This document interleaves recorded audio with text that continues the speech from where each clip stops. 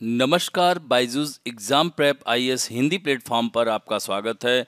दोस्तों, आज हम लोग 12 जून 2022 के दैनिक क्विज की चर्चा करेंगे, जो कि आगामी संघ लोक सेवा आयोग की 2023 की प्रारंभिक परीक्षा के दृष्टिकोण से लाभदायक सिद्ध हो सकता है। तो आइए पहले प्रश्न की ओर चलते हैं। अल्लूरी सीताराम राजू के संदर्भ में निम्नलिखित कथनों में से कौन सा से सही है? उन्होंने मद्रास वन अधिनियम 1882 के अधिनियम का विरोध करते हुए रंपा विद्रोह का नेतृत्व किया था।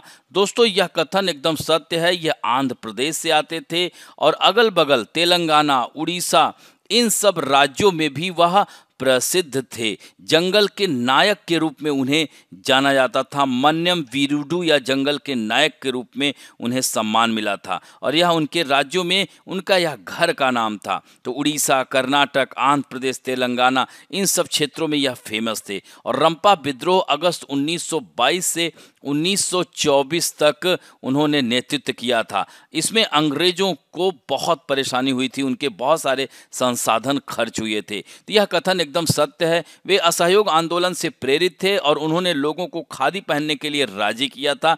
यह भी कथन एकदम सत्य है। अतः आंसर सी होगा। 1 और 2 दोनों सही है। तो दोस्तों, यहाँ पर आप देख सकते हैं कि यह पीआईबी में आई हुई खबर है। जी किशन रेड्डी 12 जून 2012 को आंध्र प्रदेश के पश्चिम गोदावरी, यहाँ पर पश्चिम गोदावरी में स्थित भीमावरम में रहेंगे, क्योंकि यह जो है पश्चिमी गोदावरी जिलों के विभिन्न सामाजिक नेताओं और समुदाय के नेताओं के साथ बातचीत करेंगे। और इस तरह से राष्ट्रीय कार्यान्वयन समिति ने इस स्मरणोत्सव के आयोजन को महान स्वतंत्रता संग्राम सेनानी के योगदान के अनुरूप मंजूरी दी है, क्योंकि 4 जुलाई को दोस्तों, आगामी 4 जुलाई को 2022 को क्रांतिकारी स्वतंत्रता सेनानी श्री अल्लूरी सीताराम राजू की 125वीं जयंती है। तो उसी का जायजा लेने के लिए यह मंत्री भीमावरम में हैं। तो दोस्तों, यह जो है याद रखेंगे कि भारत सरकार इस स्वतंत्रता सेनानी की 125वीं जयंती के साथ लोकप्रिय रंपा स्वतंत्रता संग्राम की 100वीं वर्षगांठ का भी स्मरणोत्सव मनाएगी। और दोस्तों, इनका जन्म 1897 में हुआ था। दोस्तों, अब बात करेंगे दूसरे प्रश्न की, जो कि भारत में क्षेत्रीय परिषदों के संदर्भ में लिया गया है। तो इसमें निम्नलिखित कथनों में से कौन सा से सही है? तो क्षेत्रीय परिषदें भारतीय संविधान के अनुच्छेद 263 के तहत प्रदत्त संवैधानिक संस्थाएं हैं। यहीं पर यह कथन असत्य हो जाता है। दोस्तों, राज्य पुनर्गठन अधिनियम 1956 के आधार पर इसका गठन किया गया है। यह संवैधानिक संस्थाएं नहीं है। दूसरा है, केंद्रीय गृह मंत्री क्षेत्रीय परिषदों के साझे अध्यक्ष होते हैं। दोस्तों, प्रत्येक क्षेत्रीय परिषद में केंद्रीय गृह मंत्री, क्षेत्र के अधीन सभी राज्यों के मुख्यमंत्री, के अधीन प्रत्येक राज्य के 2 मंत्री और क्षेत्र के अधीन प्रत्येक संघ राज्य क्षेत्र के प्रशासक शामिल होते हैं। दोस्तों, इसमें जो 5 क्षेत्रीय परिषदें हैं, उसका अध्यक्ष केंद्रीय गृह मंत्री होता है और प्रत्येक मुख्यमंत्री बारी बारी से 1 वर्ष के लिए परिषद का उपाध्यक्ष होता है। तो ये कथन तो एकदम सत्य है। दूसरा है, केंद्र शासित प्रदेश लक्षद्वीप पश्चिमी क्षेत्रीय परिषद का सदस्य है। दोस्तों, यह कथन एकदम असत्य है, क्योंकि यहाँ पर आप देख सकते हैं हमने दिया हुआ है, यह क्षेत्रीय परिषदें उत्तरी, मध्य, पूर्वी क्षेत्रीय, पश्चिमी क्षेत्रीय परिषद। तो पश्चिमी क्षेत्रीय परिषद में गोवा, गुजरात, महाराष्ट्र और केंद्र शासित प्रदेश दमन, दीव, दादर, नगर हवेली शामिल है। तो दोस्तों, यहाँ पर देख सकते हैं कि लक्षद्वीप शामिल नहीं है। दोस्तों, लक्षद्वीप दक्षिणी क्षेत्रीय परिषद के अंतर्गत आता है। तो अतः यह तीसरा कथन भी गलत है। तो अब सही कथन कौन सा होगा? केवल 2। तो इससे संबंधित पीआईबी में खबर आई हुई है। केंद्रीय गृह एवं सहकारिता मंत्री श्री अमित शाह ने आज दीव में, यहाँ पर यानी कि दीव, दमन और दीव है, तो क्षेत्रीय परिषद की 25वीं बैठक की अध्यक्षता की। कोरोना की वजह से यह टाल दी गई थी। अब जाकर के इस पर बैठक हो रही है। तो दोस्तों, यहाँ पर देख सकते हैं क्षेत्रीय परिषदें 5 क्षेत्रीय परिषदें हैं और यह क्षेत्रीय परिषद का कार्य है कि आपसी विचार विमर्श के बाद आर्थिक सामाजिक नियोजन, भाषाई अल्पसंख्यकों, सीमा विवाद, अंतर्राज्यीय परिवहन आदि जैसे आम विषयों से संबंधित अनुशंसाएं करता है। क्योंकि क्षेत्रीय परिषदें परामर्श सेवाएं प्रदान करने वाले निकाय हैं। क्षेत्रीय परिषदों का उद्देश्य राज्यों, संघ राज्यों और केंद्र के मध्य सहयोग और समन्वय को बढ़ावा देना है या तालमेल बैठाना है। तो इस तरह से याद रखेंगे। और इस यहाँ पर आप देख सकते हैं कि इसमें केंद्रीय गृह मंत्री इसका अध्यक्ष होता है, मुख्यमंत्री इसका उपाध्यक्ष होता है, योजना आयोग द्वारा नामित एक व्यक्ति होता है, क्षेत्र के अधीन प्रत्येक राज्य सरकार के मुख्य सचिव, क्षेत्र के अधीन प्रत्येक राज्य के विकास आयुक्त। तो इस तरह से यह सब इसके सदस्य होते हैं। अब बढ़ते हैं, तीसरा प्रश्न है पीस क्लॉज शब्द का प्रयोग निम्नलिखित में से किस अंतर्राष्ट्रीय संगठन के संबंध में प्रायः किया जाता है। दोस्तों, विश्व व्यापार संगठन की 12वीं बैठक जिनेवा में हो रही है, 12 जून यानी आज से शुरू होगा। तो दोस्तों, हमारे देश से श्री पीयूष गोयल के नेतृत्व में भारतीय प्रतिनिधिमंडल देश और विकासशील दुनिया के लिए उचित व्यवहार और सुनिश्चित करेगा।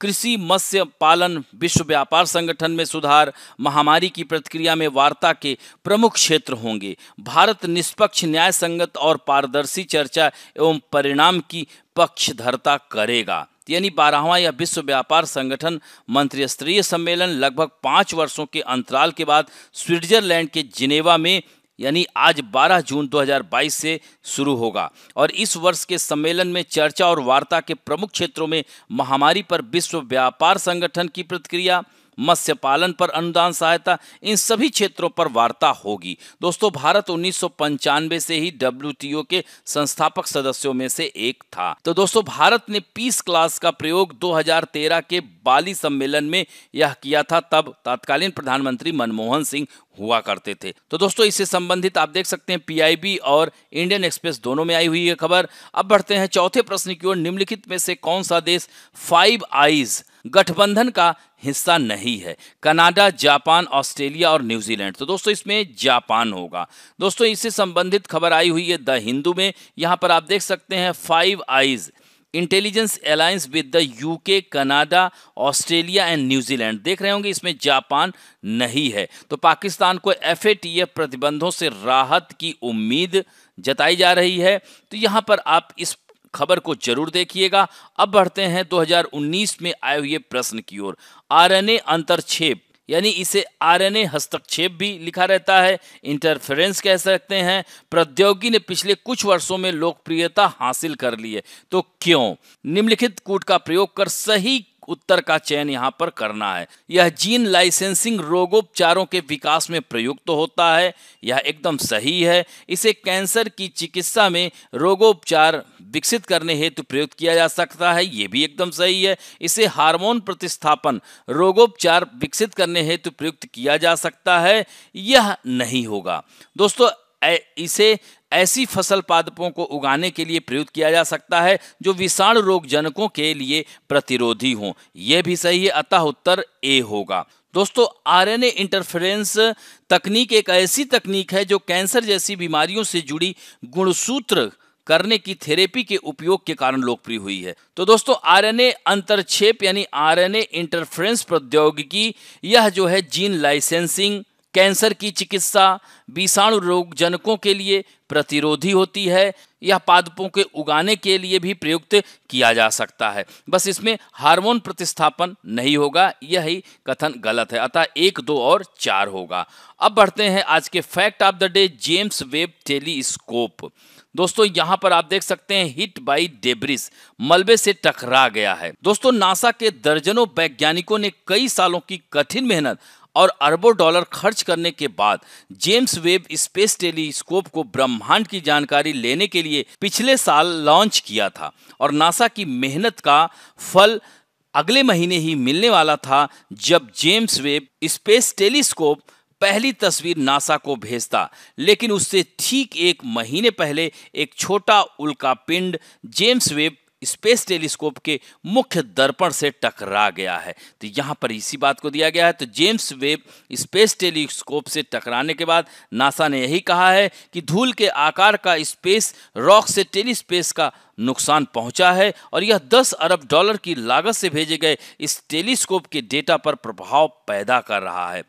तो दोस्तों यह कब टकराया, तो यह 23 से 25 मई के बीच में यह टकराया और जिससे उसके सोने की परत वाले दर्पणों में से एक दर्पण अपने जगह से हट गया है। हालांकि इससे परिक्रमा करने वाली वेधशाला के कार्यक्रम को जल्द ही पूरी तरह से चालू करने के लिए नहीं बदला गया। नासा ने खुलासा किया है कि यह पिछले दिसंबर में लॉन्च होने के बाद से टेलीस्कोप से टकराने वाली 5वीं और सबसे बड़ी अंतरिक्ष चट्टान थी और इस विश्लेषण से पता चलता है कि इस बार दर्पण से स्पेस स्टोन टकराने के बाद उस शीशे में एक डिंपल जैसा निशान बन गया है। जिस सोने के शीशे से यह पत्थर टकराया है वो 21 फीट चौड़ा है और 18 बेरिलियम सोने की टाइलों से बना हुआ है। तो दोस्तों टक्कर पर नासा का कहना यही है कि प्रारंभिक आकलन के बाद टीम ने पाया है कि दूरबीन अभी भी उस स्तर पर प्रदर्शन कर रही है जो सभी मिशन आवश्यकताओं से जरूरी है।